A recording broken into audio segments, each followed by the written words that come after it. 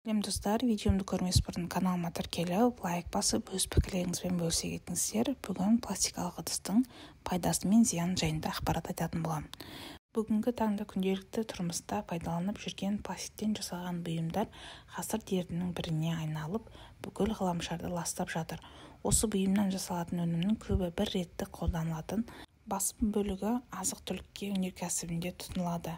Пластиктен жасалған ыдыс шөлмек, пакеттер топырақтан 200 жылға жуық уақытта ыдырайды. Осы бұйым қалдықтары жерге түскен соң аталған жылдар ішінде өте ұсақ бөлшектерге ажырап қоршаған ортаға химиялық заттарын бөлінеді. Сондай-ақ оның ұсақ түйіршіктері мен химиялық қосындылары жерасты сулары арқылы жануарлардан жаппай қырылу мен адамдардың түрлі ауруға шалдығуына әкеп соғады. Міне осының салдарынан қазір жер бетінде жануарлардың 80-ге жуық түрінен жойылып кету қаупі бар. ақш ғалымдары жасаған зерттеулер пластикалық ыдыстардың көп тұтынатын адамдар бауыр ферменттері кейбір іш қарынның майлануы артқан. Ал кофе және шай секілді ыстық сусындар үшін қолданылатын пластикалық стакандар канцерогенді зат ретінде болып белгілі болған бензолдан жасалады. Қоршаған ортаға ең көп ластаушы зат ретінде қаралатын пластиктер ішіп жеген тағам арқылы қалқанша безі, қарын асты ұйқы безі, әйелдердің аналық безі, еркектердің жыныс безі түбегейлі әсер етеді. Әртүрлі ауру мен бедеуліктің туындаудың себебі болуы да мүмкін. Әсіресе балалар мен аяғы ауыр әйелдерге және қарт кісілерге тигізетін зияны өте көп. Мұндай зиянды заттар сәбилерге сүт ішетін шөлмектермен болуы мүмкін. Зиянды заттар баланың бүкіл генетикалық құрылымын өзгертіп, өмір сүру қабілетін баяулатады. Осыған байланысты пластик ыдыстардың күнделікті тұрмыста мейлінше аз қолданған жөн. Тағамдық пластикалық ыдыстардың ішінде мұздатпау және ысытпау керек. Сондай-ақ тұзды және қышқылды тағамдар пластикалық ыдыста құрамын бұзып, зиянды бисофенолдың азыққа араласуы себеп болады. Босап, қызанақ, қияр секілді азықтарды қысқа мезгілге дайындап, ұзақ мерзімге сақтау үшін пластикалық ыдыстардан мүлде пайдаланбау керек. Осындай ғасыр дертін алдын алып азайтудың қандай жолы бар? Бұл мәселе бойынша әртүрлі сақтаудың әркім өзіне бастау тиіс. Қалалық жерлерде әр күн сайын шығарылатын тұрмыстық қатты қалдықтардың ішінен пластик қалдықтарын бөлек сұрыптап, жинап арнайы орталығына контейнерлерге тастау керек. Ал ауылды елді мекендерде қаптарға салып арнайы ақылы бекеттерге өткізу қажет.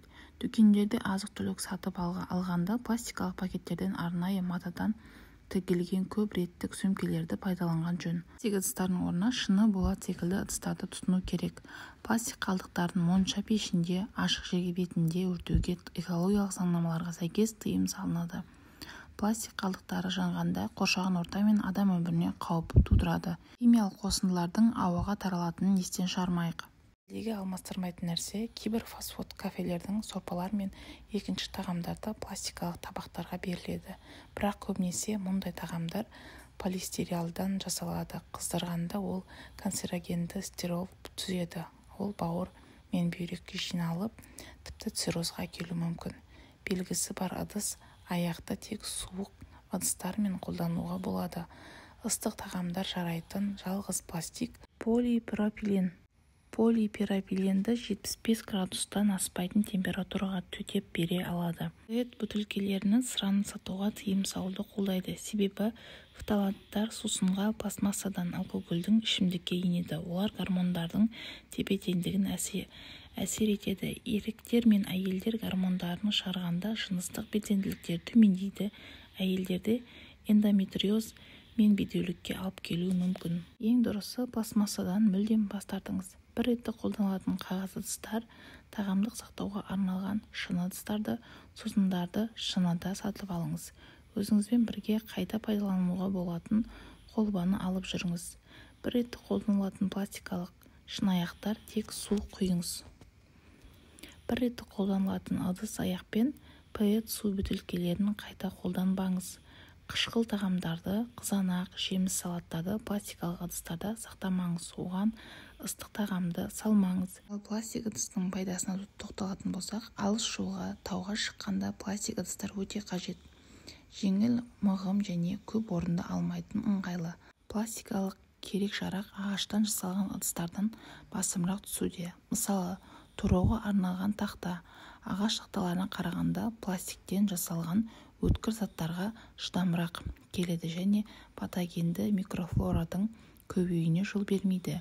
Егер пластик ыдыс барлық талаптарға сақтаған танымал өндіруші өнім болса, онда денсаулыққа зиянды деп қорқудың қажеті жоқ. Сондай-ақ пластикалық ыдыстардың орынды пайдалану болса, онда оның денсаулыққа тигізетін қаупі жоқ.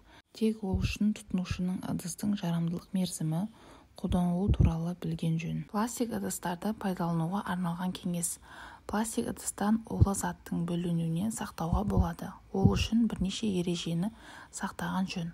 Пластик ыдысты аса қажет болмаса қолданбаңыз.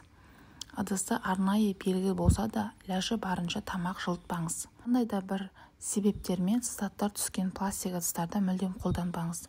Пластик ыдыстарды тікелей күн көзінің астына қалдырмаңыз. Ыдысты қатты темір қырғыш жуғышпен жумаңыз. Дұрыс пайдаланылмаған пластик ыдыстар көптеген ауруға себеп болуы мүмкін.